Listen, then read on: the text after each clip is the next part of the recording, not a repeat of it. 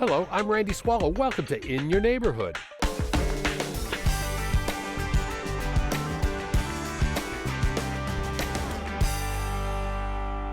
For the next half hour, we'll talk county issues and District A issues with the man who represents the area, your commissioner, Commissioner Michael Naft. Good morning, Commissioner. Good morning, Randy. Good to be back with you today. Excellent, excellent. We're here at the Silverado Ranch Park in District A.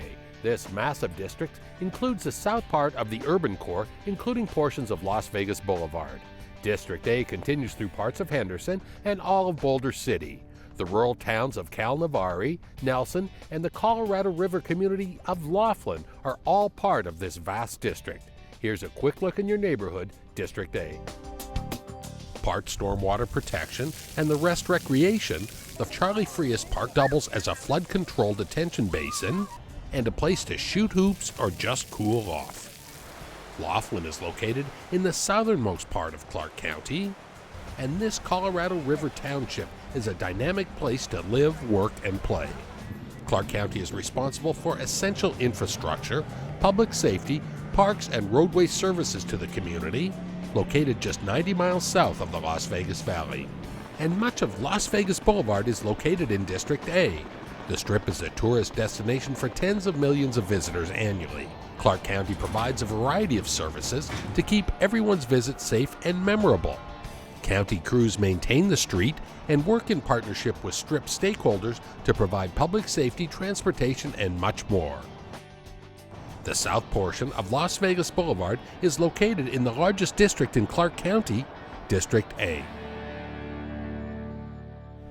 Commissioner, I think since the last time you're in your neighborhood, something very large has happened. A month and a half ago, the voters of District A elected you to serve a 4-year term. You must be very honored, and congratulations. Well, thank you so much. It is humbling to be elected to this seat that I've represented now for 2 years, and just look forward to continuing to be everybody's public servant. That's what we're here for, and something I talked about quite a bit in the first 2 years is making sure that we're really providing that customer service, which is what I believe at the fundamental level of what we do, that's most important. Being sure that we're accountable, being sure that we're accessible and approachable, that's what local government is all about. And making sure that my constituents know how to reach me is always something I've strived for, and wanted to make sure that we continue now that we're in my first 4-year term, that doesn't stop, that only increases.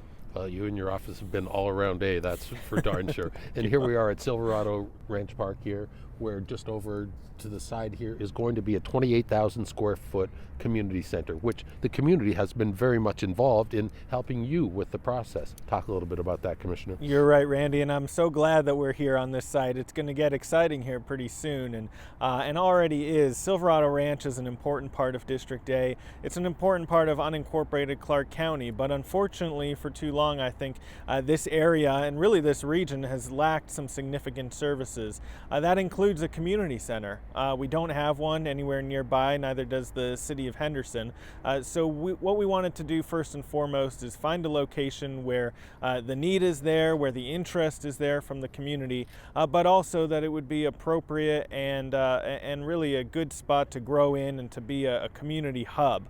So that's why we've selected the Silverado Ranch Park, this site that we're on today. It's a beautiful park. It's well utilized. People like to come here and walk their dogs. We have a dog park on that end of the campus, and we also have baseball diamonds behind us here.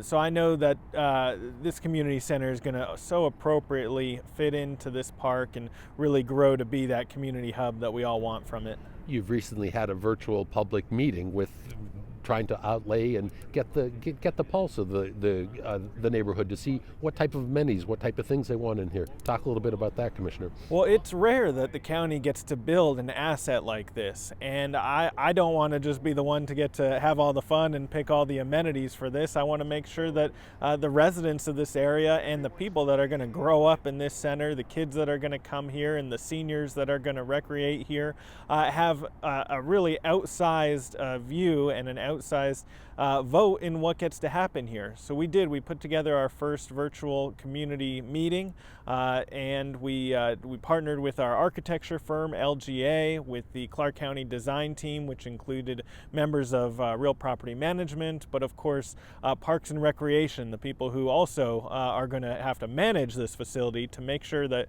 what we build is something that can really last a long time, last a lifetime, and be something that meets the needs of the people in this neighborhood. So we got really good feedback. We had live polls during the call.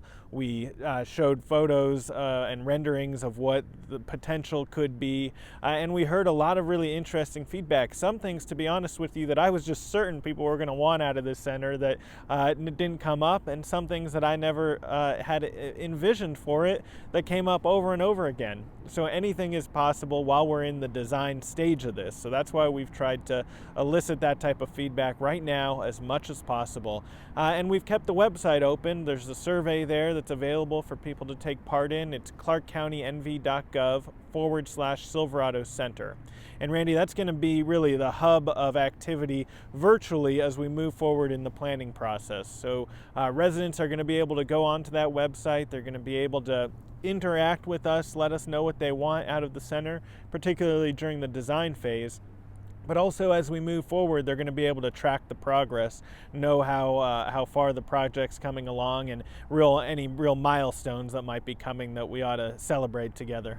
As you said earlier, Commissioner, community centers are a very big deal for the community, for the neighborhood. And I think in the past year we've seen, while the Parks and Rec has shifted how we've used our community centers, they've become even more vital for things for like school days and early voting centers and then election day voting centers. Our community centers are true community assets. You're so right.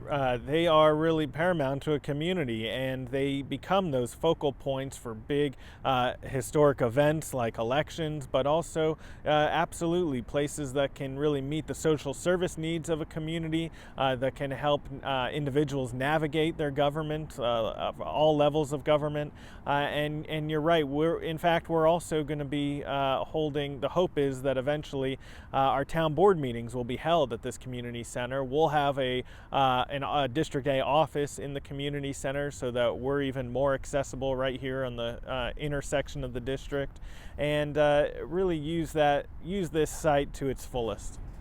Commissioner, talking a little bit, some kudos to our Parks and Recreation Department, which again, this has been a very difficult year for everybody, including those folks there, but they have really pivoted and really created some different type of programming. I know they've had some drive-in movies at your Helen Meyer Park and Car Bingo. I mentioned the school days, the learning and recreational component for kids, mobile dance parties. They've really stepped up and done an amazing job to get people into a different type of recreation than traditional community center activities. You're right. You talk about pivoting. These folks have been incredible in stepping up and really being creative in how we utilize that department. They have done a great job. I've had the pleasure of joining them for a couple of those dance parties, as you mentioned. We did one, probably a while ago now, but JC's mobile home community that was incredible.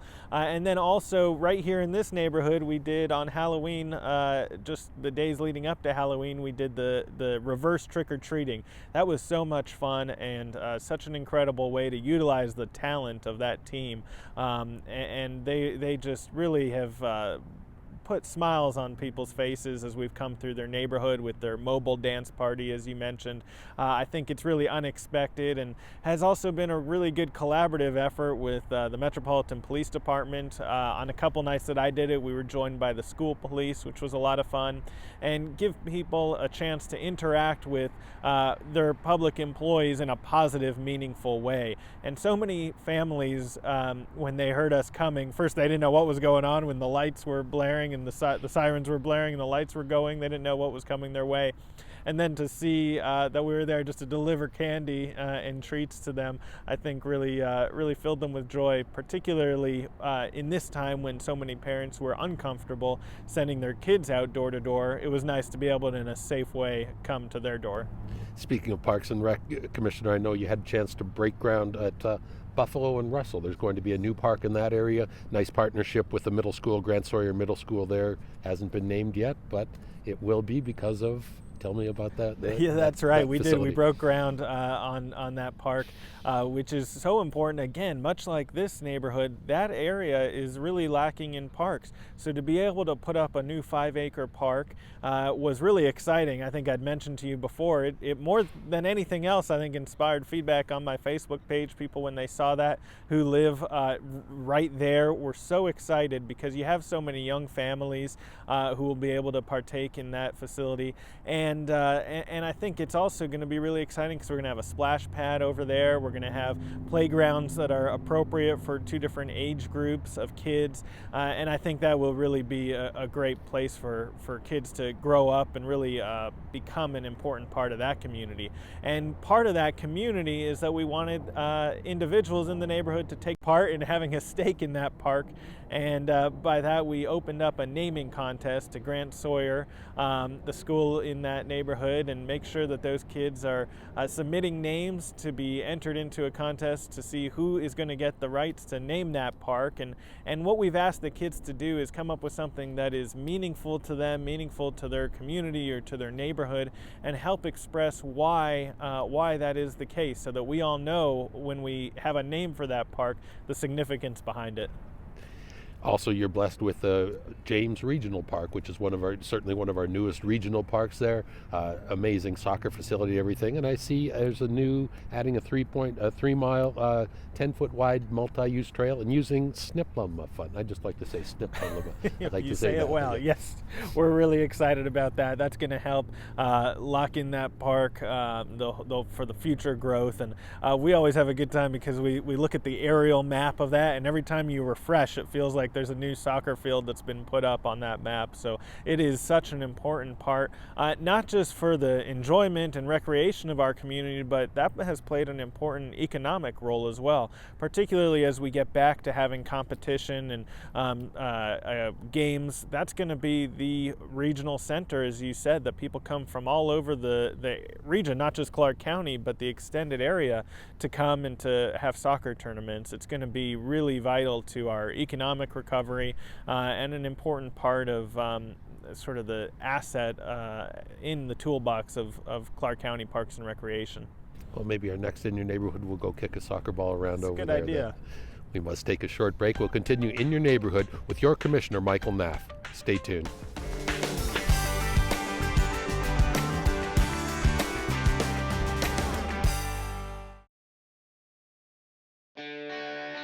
District A is home to Allegiant Stadium, the home of the Las Vegas Raiders football team. In less than 3 years, this place went from scrub desert to a $2 billion construction project and eventually a majestic dome stadium with a seating capacity of 65,000. The Raiders have embraced their new home, unofficially known as the Death Star.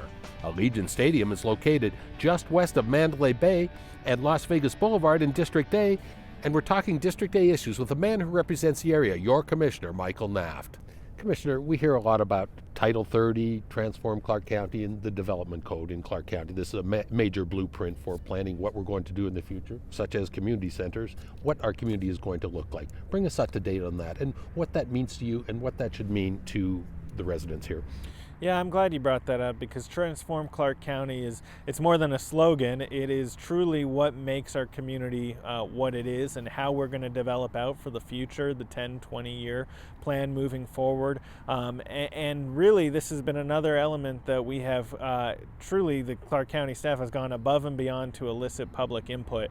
But it is so vital that we get everybody, all stakeholders involved in this process. We want to know whether you're a student, whether you're a senior, whether you're anywhere in between, what you want to see out of Clark County for your future, what appropriate elements help make a community better for you, what you want to see out of your road design, and what you want to see in your neighborhood and the surrounding area. So if you hadn't yet, I'd invite everybody to take advantage of the surveys, to get involved in the process, because this is really going to be one of the most significant undertakings that Clark County goes through in the foreseeable future.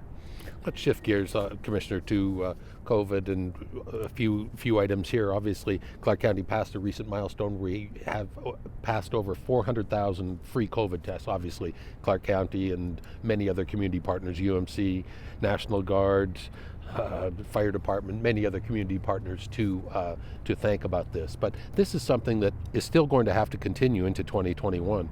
I think when the book on this pandemic's written, one of the highlights will be the quick response that the Clark County team, and not just Clark County, but all those partners that you mentioned, the National Guard and the state, have been hand in glove with us to make sure that this process has been smooth, but to really step up in a way that has been so seamless. We've both through strike teams, but also through the major centers like Texas Station and UNLV and Cashman, we've been able to test so many people for COVID, which, as we all have come to know, is such an important part of really flattening the curve, making sure that those who are asymptomatic have a place to come and be tested, but also those who may have come into contact with somebody who has later tested positive, making sure that they have a place to come and get quick results, which is so important. I'm really proud that the lab at UMC and in partnership with the health district, we've been able to get pretty quick turnaround times for people, it's varied throughout the time. Of course, as incidents happen and there's more interest in getting testing, that slows it down. But throughout the whole process, they've just been incredible in bringing on lab technicians and training people to have the expertise to quickly read lab results and get people their outcomes very quickly. That's been a really important part of this whole process and making sure that we're getting the pandemic under control. And probably the next stage, or certainly the next stage now, is kind of the vaccination phase. Will this be kind of similar to this, do you think, Commissioner, that we will have community areas where we're going to have massive or strike teams out there where they're going to give vaccines en masse to the public? Well, right now we're in Tier 1, which is mostly it's law enforcement, it's healthcare professionals, it's pharmacists, it's the people who have the highest risk of interacting with individuals with COVID, but also those who we need for the infrastructure, for the health and welfare of our community. We need them to be healthy and working. So they go through the Tier 1 process. But as we go through the subsequent phases of vaccination and as more vaccines become available to us, you're right, there will be a community effort to make sure that everybody who wants to and is able to get vaccinated has a opportunity to do it. And I think we've learned a lot of lessons through the COVID testing process. We know what works, what doesn't work, how to conduct a drive-through seamlessly, how to do a walk-up clinic seamlessly, but also which communities need that strike team, which communities can really benefit from a large-scale Cashman type of facility or a Texas Station or UNLV. So we've learned the lessons. I think it can absolutely be applied to how we inoculate our community. Small business, obviously that's something I know you participated in Small Business Saturday, and Clark County has gone through at least three separate rounds of small business stabilization grants. Bring us up to date on that program, and again, how you think that will continue on in 2021. Well, the County Commission has, I'm pleased to say, really prioritized small businesses in our community. We know that they're the lifeline of our community. They employ more people. They really run the economy locally. So making sure that we're helping them get through this difficult time. It is so challenging for those small businesses who don't necessarily have the cash flow or the available reserves to get through months and months of limited revenue coming in. So we have had these stimulus through the federal CARES Act dollars that we've received at the county. We've attributed funds to small businesses. We've had, as you mentioned, now 3 grant programs. One that the deadline's coming up pretty soon here, but and it has had quite a bit of interest, which I'm glad people have found the program, know it's available to them, but there will be a lot more need than we have the ability to meet, and that's why we're advocating so fiercely at the federal level for additional assistance to make sure that we have the funds in the new year to help our small businesses bridge the gap. Is there anything else that you at the County Commission level we can do besides funds that can help small businesses thrive and survive during these uncertain times, Commissioner? Yeah, well, I think it's always important that local government is at the table helping small business succeed. And some of the ways that we've already done that are looking at the fees that we have, being friendly and approachable, and making sure that if people have questions about anything or how they navigate any of these programs, that we're there for them. I encourage any small business person who's out there who needs to learn more about what services and amenities are available to them program, you can certainly call me at 455-3535, and my office is fully prepared to help you learn about the plethora of programs that are available to you, whether county or otherwise, and make sure that we're really serving as a navigator in helping you match up with the services that might be available to you. Let's move all around a little bit to another place, Allegiant Stadium, which now there's the Stadium Overlay District. There's been a lot of planning, some preliminary planning, and will continue to go on. There's going to be some bike lanes and some different things that are going to happen in some of the streets in the area of Allegiant Stadium. Why is this happening, and bring us up to date on what's going on there, Commissioner? Well, Allegiant Stadium, I think, has the opportunity to really be, again, not just a tourist destination, but something that we can all as locals be proud of. Again, another amenity in our community. Allegiant Stadium should be there for all of us and have the opportunity to benefit all of us. So what we're looking at is how we can capitalize on that stadium, how we can make sure that the area that surrounds it develops and grows out in an appropriate way. These are not mandates we're looking to put in. This is voluntary design elements and offerings that we would suggest so the neighborhood has a real cohesive feel. And that's why we've, again, gotten together stakeholders. We've held community and public meetings for all those either small businesses, tenants, or landlords, or those who plan to utilize the area to come together and give us their input on what would make for a valuable asset to the community. The Raiders have been reasonably successful this year. They've been in the playoff contention and everything. How has the stadium performed as far as you've been concerned, Commissioner? Just, again, we haven't had any fans there, or just a handful of fans for a couple of the UNLV Rebels games, but you know, you think back a couple, 3 years ago, pre-pandemic, it's like, gosh, where is everyone's going to park? It's going to be a traffic nightmare, and we aren't hearing about those I wish things. That would have been more of a problem. Yes, of course. It's honestly heartbreaking that we Yes. haven't been able to celebrate what that could mean for our community. And I feel for the people, the hardworking men and women who helped build that facility but never really got the celebration they deserved. It will come. I have confidence in the Raiders that they're going to put on, when the time's appropriate, put on an incredible show for our community, for our locals, for our hardworking men and women who built that center to come and really enjoy it. But in the meantime, it has performed well. You're right, they've had the opportunity to get some kinks out of the stadium that you otherwise might not have. But no doubt we will really, the true test will be when it opens to fans full force and we get to see exactly how the infrastructure around it performs. And of course, like anything of that magnitude, there'll be tweaks along the way and things that need to change and evolve as we learn more and move forward. Are you confident, Commissioner, that Las Vegas will rebound, that, again, for sporting events, concerts, conventions, getting all these hotel rooms full to the capacity, is that going to happen in 2021, or what's your best crystal ball guess, Commissioner? Well, there is no community that is more adaptable than Southern Nevada. We know how to do this. We have evolved in so many different ways and directions over our history here, and I have no doubt that we will evolve even better than before. We are going to adapt and do it in a way that brings people back to work safely, but also brings those visitors, 42 million plus, that we love and we want so bad to welcome back to Las Vegas and to Clark County.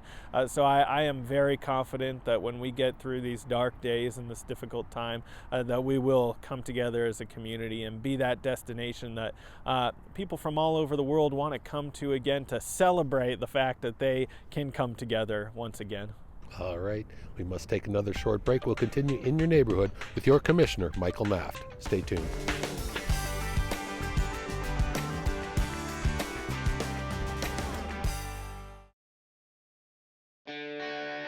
District A is home to the James Regional Sports Park.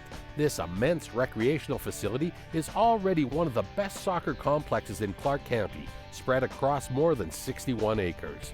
The place is already a hit with local club teams and high school squads. With LED lighting and on-site automated external defibrillators, this state-of-the-art park is a true community gem for the entire valley and those in District A. And speaking of District A, we're talking with the man who represents the area, your Commissioner, Michael Naft.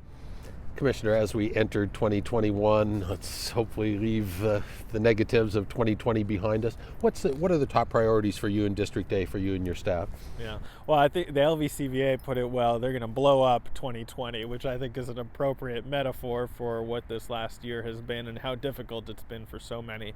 My top priority and the priority of my office is going to be to make sure that we are getting people not only back to work, but back to the livelihood that they once had. That's going to be an incredibly tall order to fill, but in any way that local government can be there to help make things just a little bit easier for people, not to stand in their way, but to help lift them up, that's going to be my priority in any way I can do that, whether it's things like this community center, which is being built because of tax dollars that can only be spent on parks and recreation facilities like this one, or whether it's through the furtherance of grant dollars that we fight hard for at the federal level to get to bring our community back to where it once was.